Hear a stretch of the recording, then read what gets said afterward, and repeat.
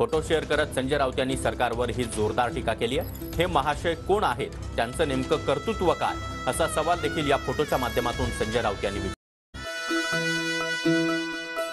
पाय फुफाटा रुतल काटा दिसल वाट तुझी, झोकून आशा चालत राहा तू गाडून टाक भीती। पाय फुफाटा रुतल काटा दिसल वाट तुझी, हो झोकून आशा चालत राहा तू गाडून टाक भीती।